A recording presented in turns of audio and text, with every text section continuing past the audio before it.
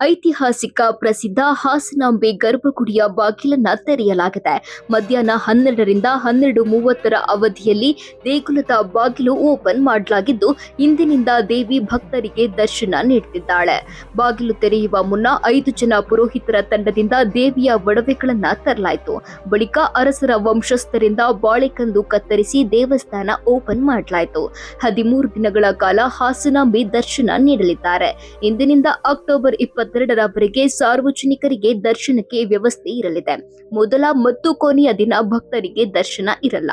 ಹಾಸನಾಂಬೆಗೆ ಹಚ್ಚಿಟ್ಟ ದೀಪ 1 ವರ್ಷವಾದ್ರೂ ಆರಲ್ಲ, ದೇವರಿಗಿಟ್ಟ ಹೂ ಬಾಡಲ್ಲ, ಪ್ರಸಾದ ಹಳಸೋದಿಲ್ಲ. ಇಂದು ಬಾಗಿಲು ತೆರೆತಿದ್ದಂತೆ ಹಾಸನಾಂಬೆಯ ದರ್ಶನ ಪಡೆದ ಭಕ್ತರು ಭಾವುಕರಾದ್ರು.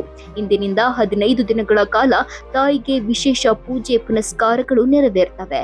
ಪ್ರತಿದಿನ ಬೆಳಗ್ಗೆ 6 ಗಂಟೆಯಿಂದ ಹಾಸನಾಂಬೆ ದರ್ಶನ ಆರಂಭವಾಗಲಿದ್ದು, ಸಂಜೆ 9:30ಕ್ಕೆ ಬಂದಾಗಲಿದೆ. ಜೊತೆಗೆ ಭಕ್ತರಿಗೆ ಉಚಿತ ಊಟ, ನೀರು ಮತ್ತು ವಸತಿ ವ್ಯವಸ್ಥೆ ಮಾಡಲಾಗಿದೆ. ದೇವಾಲಯ ಸುತ್ತಮುತ್ತಲೂ ಭದ್ರತೆ ಒದಗಿಸಲಾಗಿದ್ದು, ಕಳೆದ ವರ್ಷಕ್ಕಿಂತ ಹೆಚ್ಚಿನ ಭಕ್ತರು ಬರುವ ನಿರೀಕ್ಷೆ ಇದೆ.